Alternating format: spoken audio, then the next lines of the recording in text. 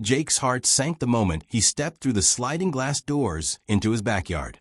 The smell hit him first, a sharp, chemical tang that made him gag slightly. His feet sank into the sticky, drying residue on the patio as his eyes widened in disbelief. Where there had once been the familiar turquoise of his pool, now a shocking, almost neon pink reflected back at him, catching the mid-morning sun like a neon warning. Pink balloons floated lazily atop the water, and confetti stuck to the edges of the pool, glinting like shards of candy-colored glass. The banner strung across the fence read in bold letters, "It's a girl." He froze, hands gripping the railing behind him, trying to convince himself that this was some sort of hallucination, a trick of the sunlight. But as he stepped closer, the reality sank in.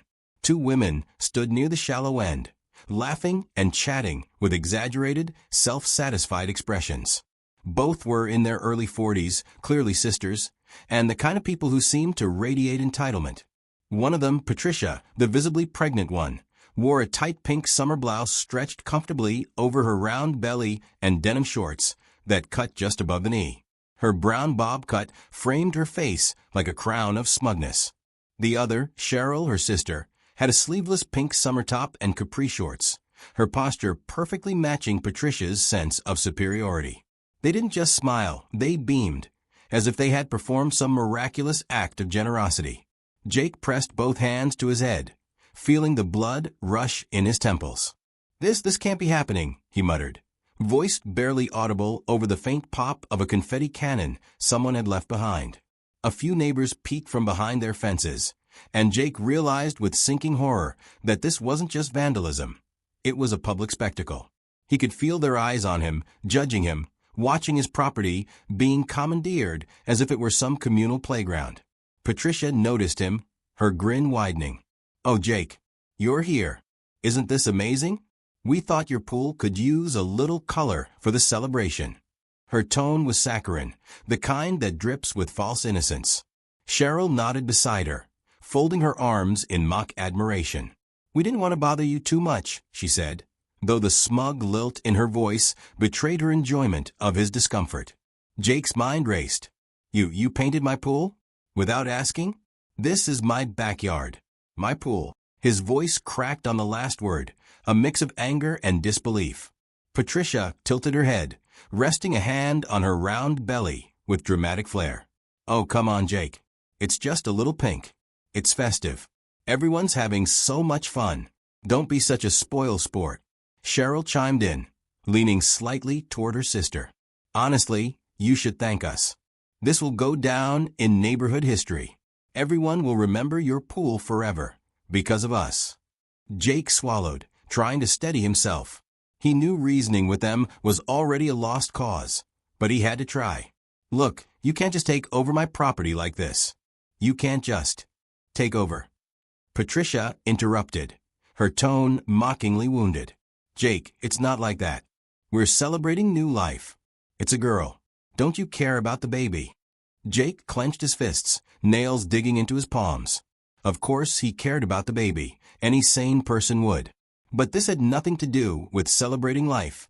It was about permission, respect, and boundaries, all of which these women had trampled over gleefully. His mind flashed to the HOA rules, to polite neighborly conduct, to every sense of fairness he had ever held. Nothing mattered here. These women didn't play by rules. They played by their own whims, and his backyard was now their stage. A few more neighbors had ventured closer, curious and amused. Some whispered, others took out their phones, capturing the scene. Jake felt himself turning red, the embarrassment fueling his anger. He was a 38-year-old man, proud of his home and the hours he'd poured into it. And here were two 40-year-olds laughing like they'd won some sort of cosmic lottery at his expense. He tried a calm approach. "Look, I understand you're excited about your gender reveal, but this is my property. You can't just use it like a playground for your party. I need you to leave, or at least clean up immediately." Patricia let out a theatrical gasp, clutching her belly. "Jake, are you serious? You're ruining the moment. Everyone is watching." Cheryl laughed, a light, tinkling sound that grated against Jake's nerves. "Yeah, Jake, can't you just enjoy this? It's fun. Honestly, you're overreacting." Overreacting. The word hung in the air like a slap. Jake's throat tightened. He had never been so powerless and enraged in his own home. The two sisters exchanged a glance, a silent communication of victory, and Jake realized something crucial. Direct confrontation would never work. They weren't merely selfish. They thrived on power, humiliation, and spectacle. He took a deep breath, forcing himself to step back and observe. The pool, the pink chaos, the balloons, the smiling faces of neighbors. All of it was a stage, a setup designed to make him feel small. And it was working. But Jake was not a man to bow quietly. His mind started working rapidly, calculating, imagining, planning. Patricia clapped her hands together, bouncing slightly on her heels. Everyone look. Jake finally made it. Isn't he lucky to witness this moment? I can see he's thrilled. She winked at the neighbors, a gesture that was both triumphant and condescending. Cheryl laughed again, patting her sister's shoulder. Truly, we're doing him a favor. You're welcome, Jake. Jake's jaw tightened. The words, the laughter, the public nature of this humiliation, they were unbearable. And yet, beneath the anger, a spark ignited, a strategy forming. If these women thought they could control the narrative, the spectacle, the attention, they were sorely mistaken. They were arrogant, proud, and utterly predictable.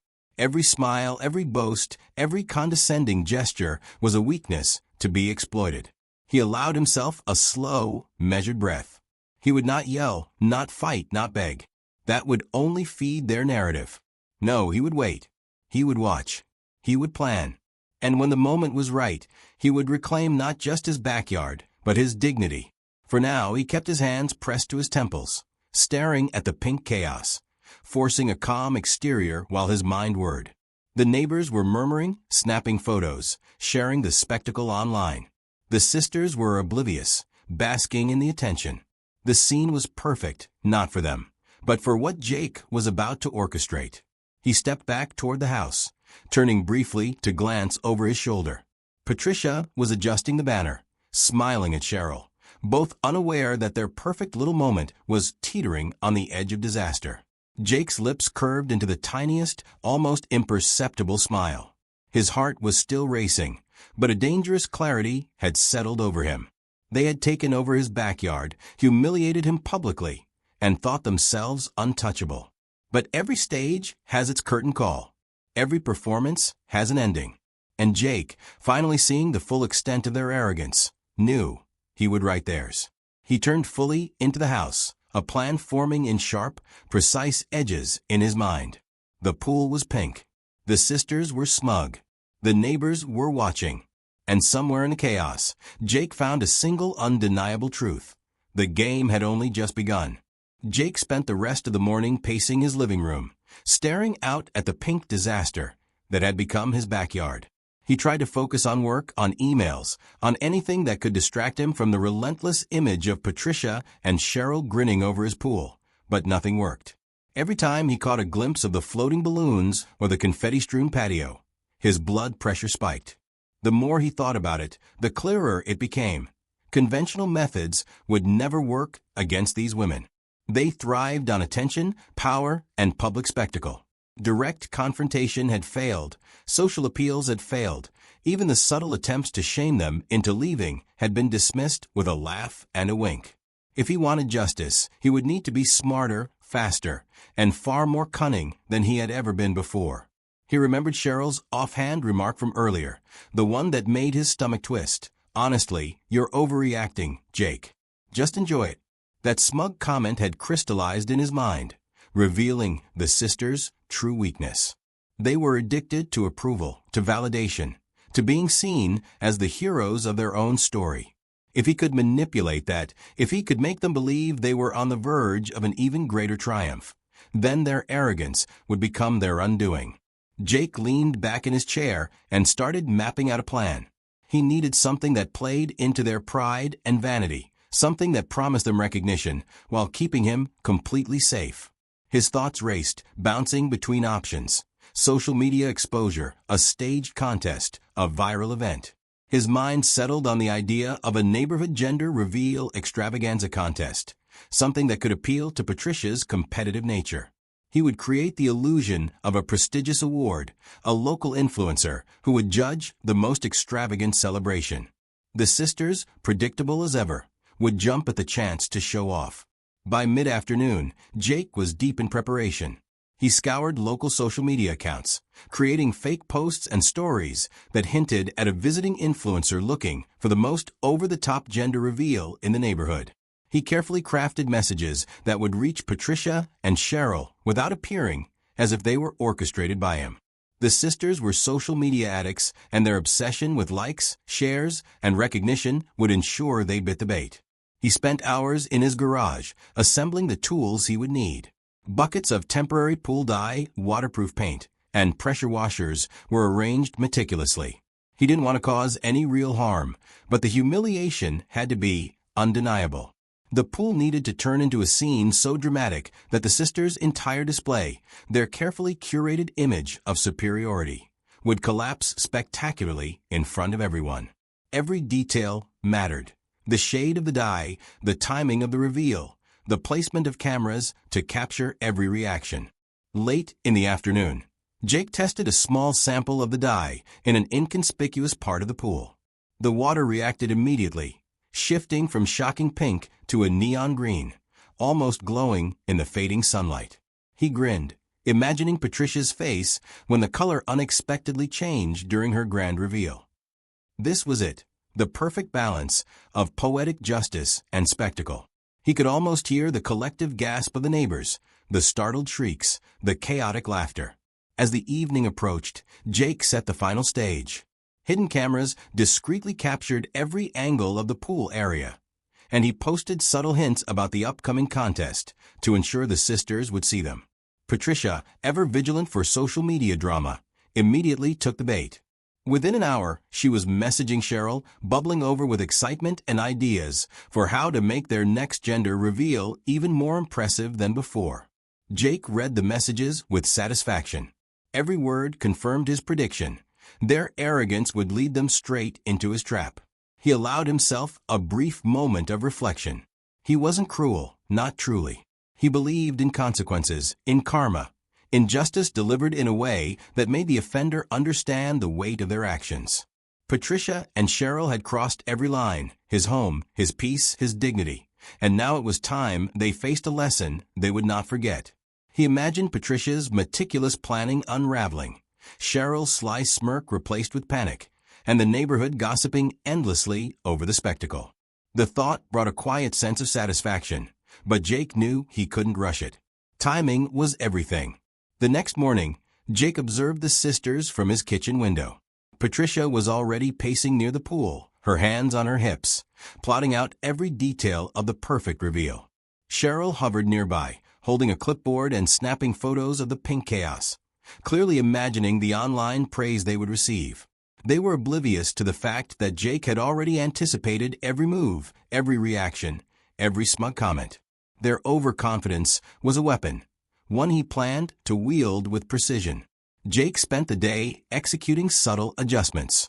The pool's temporary dye was carefully measured to ensure maximum impact, the hidden cameras positioned to catch every angle of the impending disaster, and the contest notifications were timed to reach the sisters at precisely the right moment. He even arranged for a few neighbors, discreetly informed of the situation, to be present at key moments, adding an extra layer of credibility and spectacle.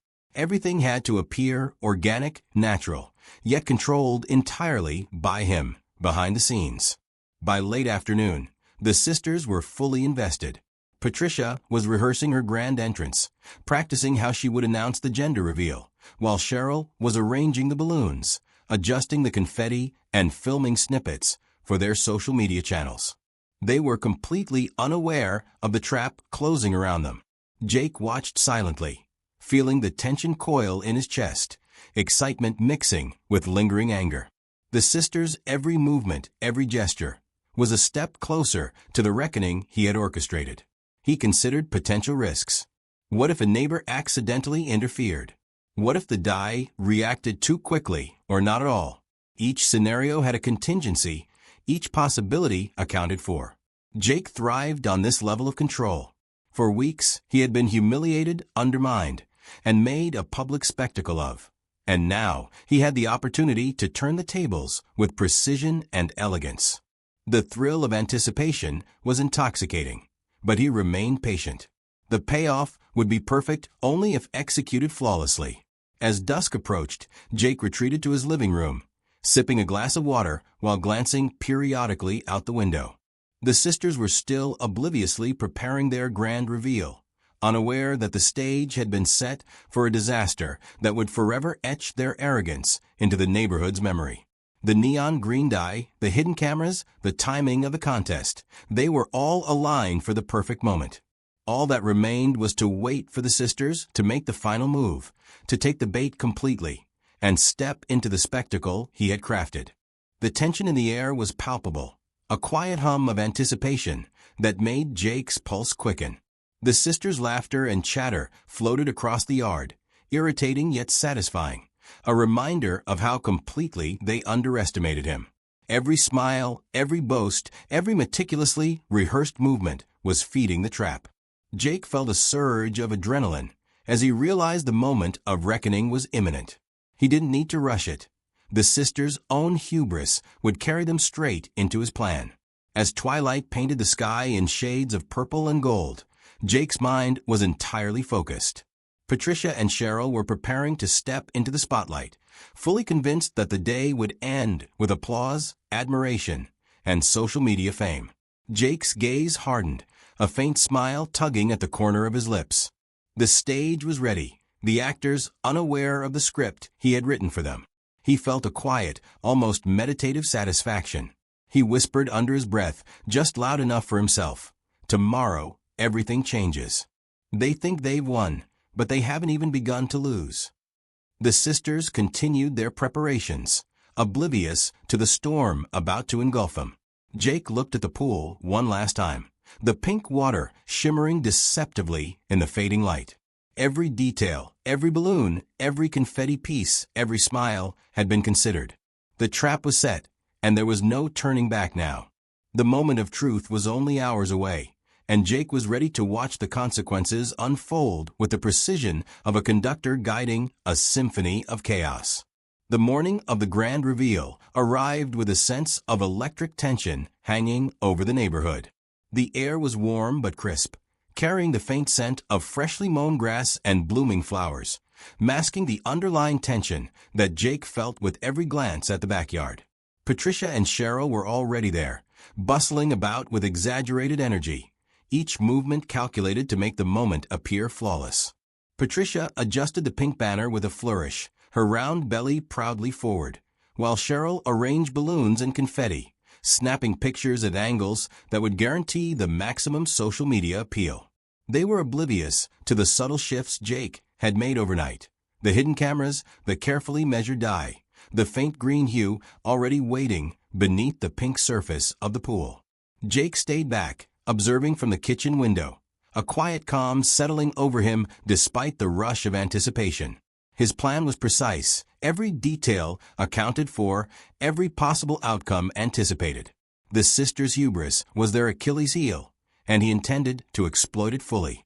As Patricia called out to Cheryl, gesturing toward the floating balloons, Jake noticed the way her hand lingered on her belly, a touch of pride mingled with smugness. This was the moment he had been preparing for, the apex of weeks of careful planning and subtle manipulation. The stakes were high, but the opportunity for a satisfying, undeniable triumph had never been clearer. Neighbors began to trickle into view, drawn by the promise of spectacle. Some hid behind fences, phones raised to capture every moment, while others pretended casual interest, whispering excitedly to one another. Patricia's voice carried over the yard, full of excitement and self-satisfaction. "Cheryl, make sure you get the right angles. This is going to go viral, for sure. Everyone is going to love it." Cheryl nodded, a wide grin spreading across her face. "Absolutely. This is going to be perfect. Jake will see what a true celebration looks like." Their overconfidence radiated, making Jake's pulse quicken with the knowledge that the trap was fully set. The sisters had no idea that Jake had carefully altered the pool's surface overnight. The pink water they adored was merely a thin veil. Underneath, the temporary dye had been layered to react explosively once the first celebratory splash occurred. Jake had arranged for the exact moment of revelation to coincide with a carefully timed contest announcement he had fabricated on social media, ensuring maximum exposure. Patricia and Cheryl were walking directly into the consequences of their arrogance, yet remained entirely oblivious, chatting animatedly and striking poses as if the cameras had already crowned them victorious. Jake took a deep breath, trying to steady his excitement. The first guests approached the pool, clapping lightly and commenting on the bold color choice. Patricia's eyes sparkled with triumph. "See, Jake? Everyone loves it. Isn't it amazing?" Jake's lips curled into a faint smile, almost imperceptible. "Amazing," he whispered under his breath, letting the word linger as a promise of the chaos to come. Every gesture, every laugh, every word of praise from the neighbors only fueled the sisters' overconfidence, ensuring that they would make the misstep he had been waiting for. Patricia called for attention, raising her hands dramatically. "Everyone, gather around. It's time for the big reveal. Watch closely as we celebrate the new little princess joining our family." The neighbors shifted, leaning over fences, phones raised, murmuring their approval. Cheryl adjusted the confetti cannon with exaggerated care, looking toward Patricia for the signal. It was precisely the moment Jake had anticipated. He waited, every muscle tense, eyes locked on the sisters. As Patricia made the first triumphant step toward the pool, Cheryl triggered the cannon. Confetti erupted into the air, cascading over the edge and landing in the neon green water below. The reaction was immediate. The pink hue that had defined the scene vanished in an instant, replaced by a shocking fluorescent green that glowed unnaturally in the sunlight. Patricia's eyes went wide, her mouth forming a perfect O of disbelief. Cheryl screamed, stepping back as the water swirled and bubbled in chaotic patterns, neon green lapping over the edges of the pool. The neighbors erupted into laughter, some clapping, others filming, their excitement palpable. The sisters' carefully constructed image of control and superiority disintegrated in real time. Patricia tried to maintain composure, but her arms flailed, her balance wavering as she instinctively stepped back from the pool. Cheryl stumbled, the clipboard slipping from her hands into the water, floating among the green chaos and scattered confetti. The pool, once a symbol of their audacity, had become a public stage for their humiliation. Jake stepped onto the patio, keeping a calm exterior as he observed the fallout. Patricia's voice trembled, half panic, half indignation. What happened? This wasn't supposed to." Cheryl cut in, voice rising. "Jake, this is your fault. You did something." The accusation, desperate and incoherent, only reinforced the spectacle. Every word, every gesture, every failed attempt to salvage dignity amplified the satisfaction of the moment. Jake remained silent, letting the chaos unfold naturally, the sisters' arrogance, now their own undoing. The hidden cameras captured every second. The initial confusion, the panic, the flailing arms, the shocked expressions, all broadcast in high-definition clarity, ready to be shared. The neighbors, discreetly aligned with Jake's plan, murmured commentary, adding context to the unfolding drama. Social media notifications began pinging subtly in the background, alerting those who had been following the fabricated contest, ensuring that the spectacle would spread far beyond the backyard. Patricia and Cheryl had believed they were the masters of the narrative, but in reality, they had become the story itself, their downfall crafted from their own hubris. As the minutes ticked by, the sisters attempted to regain control. Patricia tried to speak, her tone sharp, almost commanding, but the absurdity of the situation undermined her authority. Cheryl attempted to sweep up the floating confetti, her hands green and sticky, her movements frantic. Laughter and whispers from the crowd grew louder, creating an atmosphere of undeniable judgment. The sisters were exposed vulnerable, their public personas dismantled in the most satisfying way possible. Jake felt a quiet satisfaction, tempered by a lingering sense of relief. This wasn't about cruelty. It was about consequences. Patricia and Cheryl had crossed boundaries repeatedly, using his property, humiliating him publicly, and dismissing his concerns at every turn. Now, the universe had tilted in his favor, delivering a spectacle that was fair, clever, and inescapable. He allowed himself a brief smile, appreciating the symmetry of the moment. The sisters' obsession with appearances had been turned against them with precise calculation. The aftermath was immediate. Neighbors began to discuss the incident, sharing videos and photos, amplifying the sisters' humiliation. Patricia, her blouse streaked with green, glared at Jake with a mix of disbelief and fury. Cheryl, sticky and flustered, attempted to salvage some dignity, but found every move met with laughter or filming. Jake observed, arms crossed, a quiet sense of victory settling over him. The pool, once pink, was now a chaotic canvas of green, confetti, and scattered balloons, a visual testament to the consequences of unchecked arrogance. Finally, Jake addressed the sisters directly, his tone calm but firm. Next time you want to throw a party on someone else's property, make sure you ask first. Patricia opened her mouth to respond, but found no words adequate for the humiliation she felt. Cheryl's cheeks flushed, her usual wit failing under the weight of the situation. The silence that followed was heavy, punctuated only by the neighbors' murmurs and the faint splashes of green water. Jake stepped back, letting the scene breathe, letting the reality of the spectacle sink in. He had not only reclaimed his backyard, but he had orchestrated a lesson in humility and consequences that would linger far longer than any verbal argument or HOA warning could have achieved.